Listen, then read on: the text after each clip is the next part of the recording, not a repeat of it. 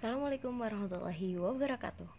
Alhamdulillah, hari ini K-Team akan jelasin tentang direct indirect. Ramon jago direct indirect, bingung minggat auto hebat. Oke. Mungkin banyak dari kalian yang bingung cara ngubah direct menjadi indirect tuh gimana sih? Bingung banget. Harus ngafalin tenses lah, cara ngubahnya ribet lah, gini-gini lah, dan lain-lain gitu ya. Nah, sekarang K-Team akan kasih ramuan yang paling mujarab ke kalian. Jadi simpel banget. Yang pertama adalah kalian tentukan dan ubah bentuk kalimat yang ada di dalam tanda petik ya. Jadi bentuk kalimatnya itu yang pertama. Kemudian yang kedua itu tentukan dulu dan ubah tenses yang ada di kalimat dalam tanda petik itu ya. Jadi pertama bentuk kalimat, kedua tenses, ketiga pronounnya gitu. Jadi kalau misalnya Renata gitu ya, Renata berarti nanti pronounnya diganti she dan lain-lain gitu ya. Kemudian yang terakhir adalah tentukan dan ubah adverbnya gitu.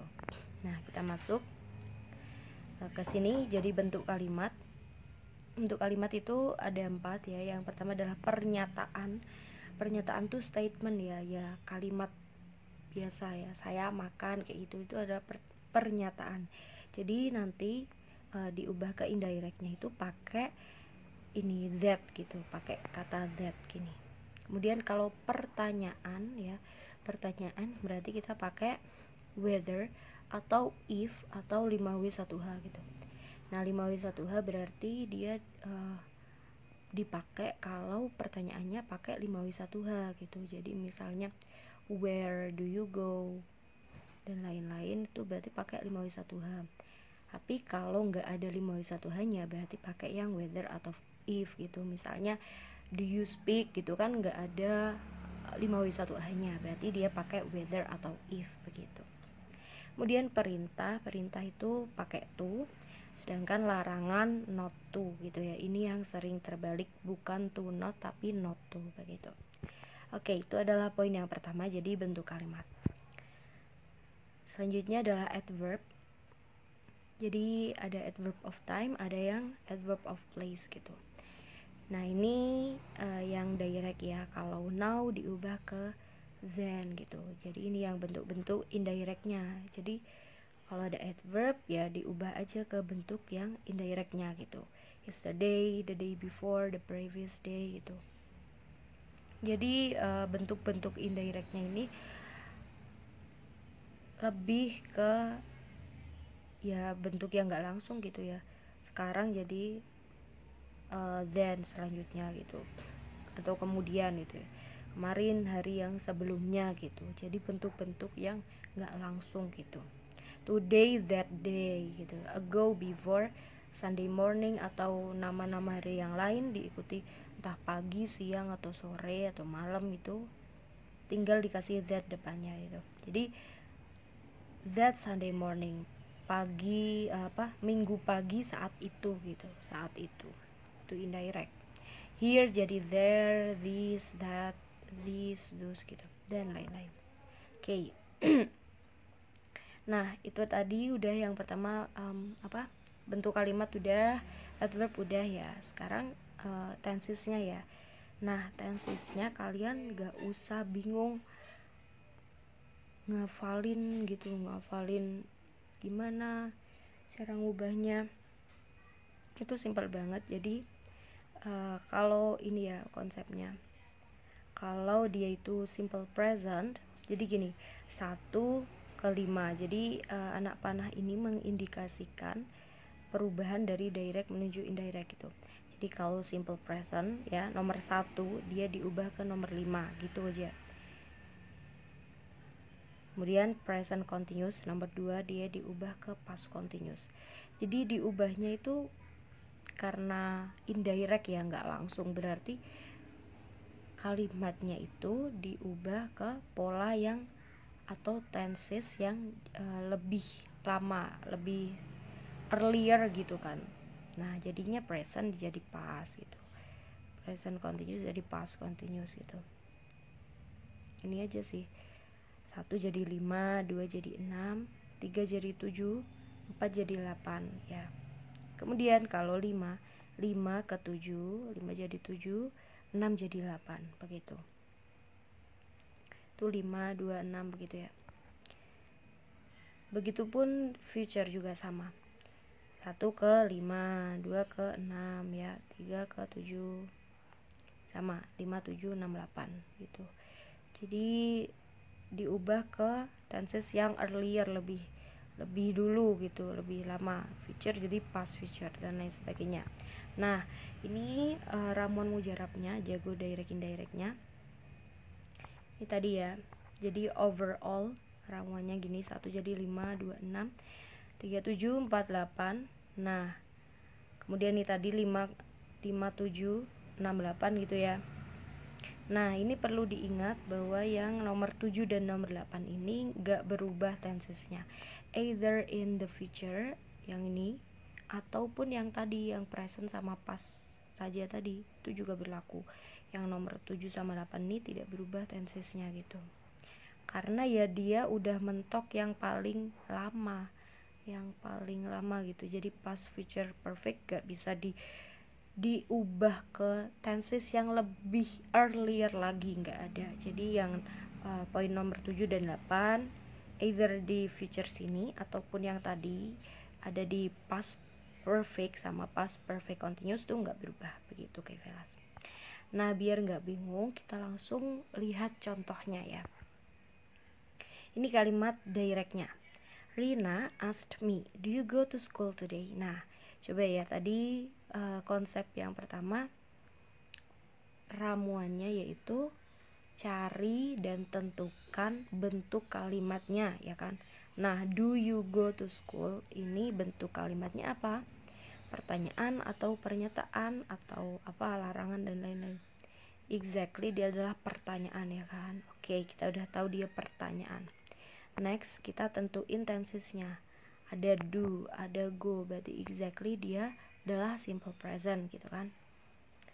Ada do ya, jelas dia simple present. Oke. Kemudian dicari pronounnya ya kan. Di sini ada you, oke, you.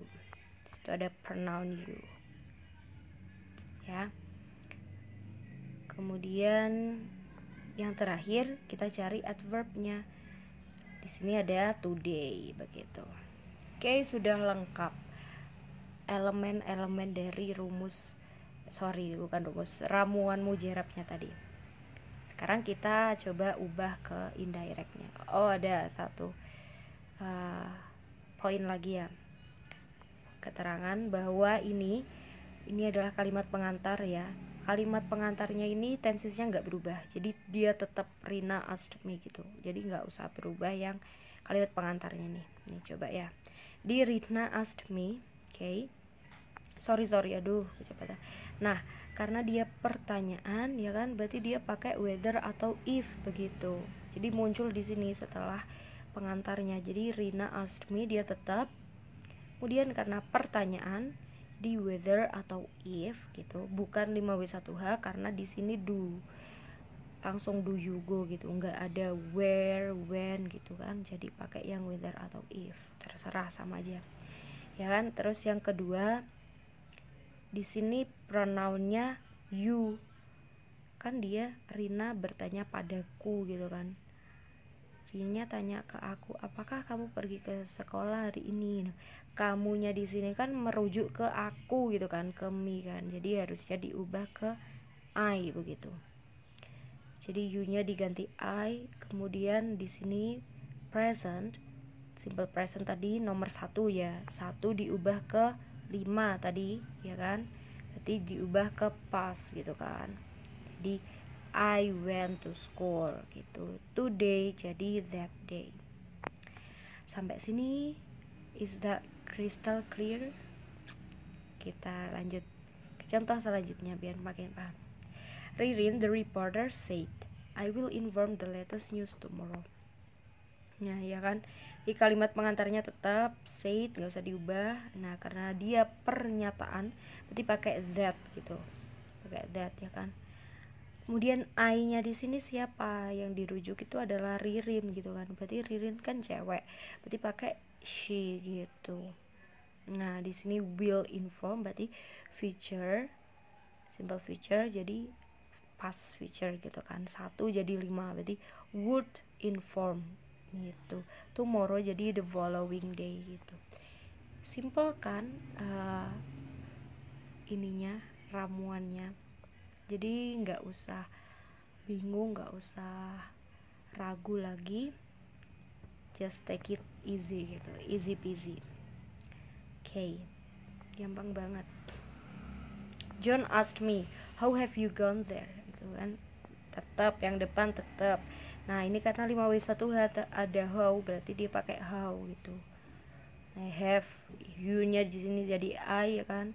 Have gone berarti jadi had gone, here jadi there gitu. Gampang banget. Oke, kita langsung ke frequently asked questions. Oke, tim tanya dong, kalau kalimat pengantarnya pakai simple present, misal he says I love you gitu kan. Berarti indirectnya gimana ya? Nah, kalau kalimat pengantarnya present, berarti kalimat indirectnya tetap. Jadi tensesnya nggak berubah. Kenapa gitu? Karena present itu kan menunjukkan kejadian sekarang atau saat ini gitu kan, dan menjadi sebuah fakta gitu. Jadi itu kenapa kalimat langsungnya ini nggak usah diubah tensesnya gitu. Jadi dia bilang aku cinta kamu, jadi kan saat ini gitu kan, saat ini, dan menjadi sebuah fakta.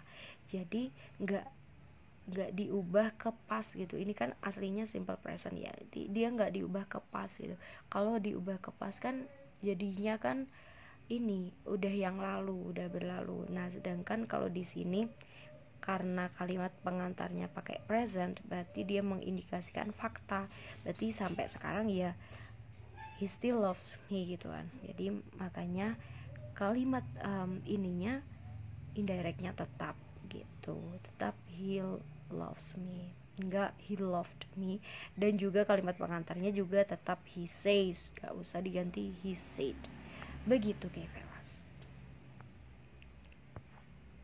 Nah kita masuk ke contoh yang lain. My father said don't open the door. Oke, ini berarti bentuk kalimatnya jelas ya, adalah larangan. Kalau larangan berarti pakai not to. Gampang banget. Kalau di sini ya karena nggak ada pronounnya gitu kan, nggak ada adverbnya, jadi langsung not to open. Dan nggak ngubah tenses. Kalau prohibition ya cuma not to ya.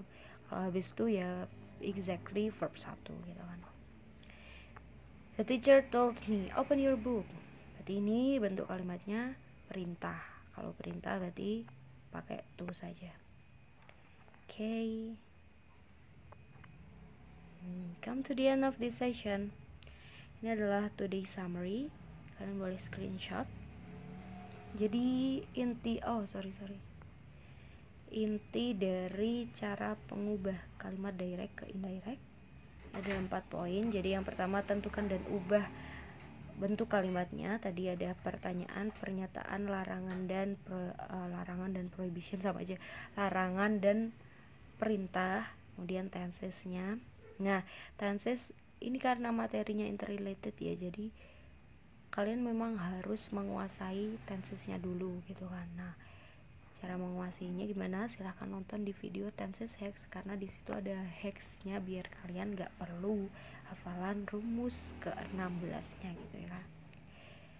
Kalau udah tahu ada rumus mujarabnya tadi 1 jadi 5 dan seterusnya tadi, dan pronoun dan adverbnya. Dan jangan lupa kalimat pengantarnya gak usah diubah, dan kalau kalimat pengantarnya present berarti indirectnya tetap present karena menjadi sebuah fakta dan masih terjadi saat itu gitu.